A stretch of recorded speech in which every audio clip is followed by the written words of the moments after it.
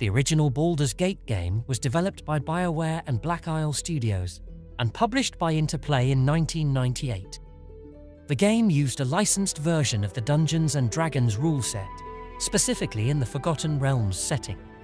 The game's success led to a sequel, Baldur's Gate 2: Shadows of Am, as well as the Icewind Dale series and Planescape Torment. After the success of the spin-off, Dark Alliance, Interplay announced their intention to produce further games in the series. A planned sequel developed by Black Isle titled Baldur's Gate 3: The Black Hound was cancelled in 2003. Black Isle would develop Dark Alliance 2 before being shut down in December 2003. Further development on the series was halted due to a lawsuit between Interplay and Snowblind over the rights to the Dark Alliance trademark. The Baldur's Gate trademark would revert to Atari. Atari would publish Neverwinter Nights, developed by BioWare, and Neverwinter Nights 2, developed by Obsidian Entertainment, founded by former members of Black Isle Studios, in 2007. Obsidian founder Fergus Urquhart unsuccessfully approached Atari to develop Baldur's Gate 3. Further attempts to develop a new Baldur's Gate were made by Brian Fargo, the founder of both Interplay and In Exile Entertainment, as well as Beandog, the developers of enhanced ports of the original games and the expansion Siege of Dragon Spear. The story of Baldur's Gate 3 takes us to Belgium, where Larian Studios was founded in 1996 by Sven Vincke. Larian's first game was Divine Divinity, published in 2002. Divinity was a combination of Ultima 7's world design with Diablo 2's combat and level-up system. Larian had been interested in making Baldur's Gate 3 for some time, having first approached Wizards of the Coast after their release of Original Sin around 2014. At the time, Wizards of the Coast felt that Larian was not quite right for the franchise. Larian then developed Divinity Original Sin 2, which was released in September 2017. Pre-release materials related to the game impressed Wizards of the Coast, so they contacted Larian to ask if they were still interested in working on Baldur's Gate 3. Larian accepted, while working to wrap up development for Original Sin 2. A small group was assigned to develop the design document to present to Wizards of the Coast with their ideas for the new game. Baldur's Gate 3 is based on the 5th edition Dungeons & Dragons rule set, though it includes tweaks and modifications that Larian found necessary in adapting it to a video game. For example, the combat system is more in favor of the player than in the tabletop version, to make the game more enjoyable. 2014, let's say, we understand that it was a decade ago that Larian set out to, with the intention to make a Baldur's Gate game. Casting your mind all the way back to that point, what was it that drew you to Baldur's Gate? Why were you so keen to make a Baldur's Gate game? There were a couple of things. So I was feeling like we were hitting a glass ceiling with what we were doing. I didn't know at that time that Divinity Original Sin 2 was going to be the hit that it was going to be. And so, but I did know, or I felt that it was going to be successful, so I wanted to move into the big, expansive AAA cinematic RPG because I thought that needed to be made. Nobody was doing them the way that we intended to make them. And so that was going to be very expensive, very risky.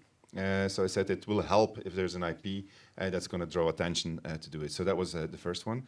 Second one was I knew there were a lot of people in the team that would be super motivated for it. And so after doing 2 Original Sins, I said we need something fresh. And then the third one was if we're going to do this big, expensive, very large RPG, we're going to need a lot of people. So I need something that we can communicate to people that they instantly say yes. And so that's essentially what happened once we started telling people we're making Baldur's Gate. Larian spent over a year in pre-production, hired for many new positions, and made the best projections it could for how many words the game would have, how much recording time would be needed, what would have to happen to make all the cinematics. Larian grew, jumping from 150 people to 400 in a short span of time. The studio had the resources to do it thanks to how well Original Sin 2 sold, but the upscale came with its own problems. Larian didn't have processes in place for so many people. The sheer volume of work and the number of teams quickly revealed issues with how the studio was being run. The game implements a flexible approach to game design, allowing the player various ways to resolve most quests. Players can eliminate almost any non-player character, regardless of their importance to the storyline, and still complete the game. Unlike previous games in the series, Baldur's Gate 3 features turn-based combat, similar to original Sin 2. All characters, both major and minor, are fully voice-acted and motion-captured, amounting to approximately 1.5 million words of performance capture. Larian has claimed that the game has 17,000 possible endings.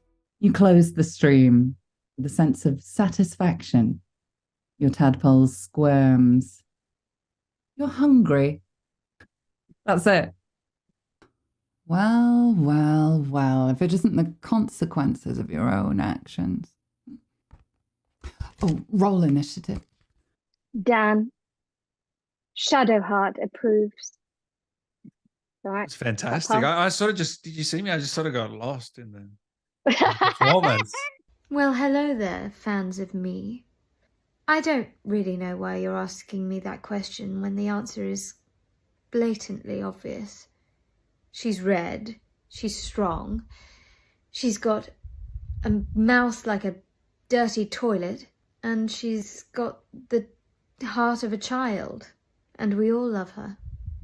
So I think the answer is definitely Karlach. It's wizard time, mother. Fireball! Yep, that's... Okay, so that's one version. We'll try another one. It's wizard time, mother. Fireball! Oh, hello. My name's Astarion, and you're watching Dan Allen. Gather your party and venture forth, darlings. A big chunk of Larian's cinematics team were recruited from Telltale. Few developers have as much prior experience with dynamic cutscenes impacted by player choice. But even they initially struggled with the large number of possible permutations the game accounts for. It was a beautiful marriage of two worlds that normally don't meet each other, Vincke says. And as with any marriage, it was tumultuous. Larian Studios teased Baldur's Gate 3 in the week prior to E3 2019.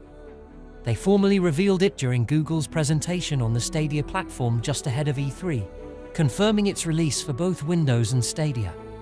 The tabletop adventure Baldur's Gate Descent into Avernus was published by Wizards of the Coast in September 2019 and has been described as a prequel to Baldur's Gate 3. The Descent into Avernus adventure takes place roughly 100 years after the events of Baldur's Gate 2, and the story of Baldur's Gate 3 takes place immediately following the events of the Descent into Avernus. In March 2024, Swen Vincke announced that Larian would not be producing Baldur's Gate 4, citing the desire to pass the torch to the next developer and pursue other projects. Baldur's Gate 3 received critical acclaim, with praise for its gameplay, narrative, and production quality. Larian has revealed that to date, gamers have spent a total of 8,000 years, or 2.9 million days, in the character creation menu alone. In all, players have sunk 51,000 years into the game. Baldur's Gate 3 became the first to win Game of the Year awards at all 5 major awards ceremonies.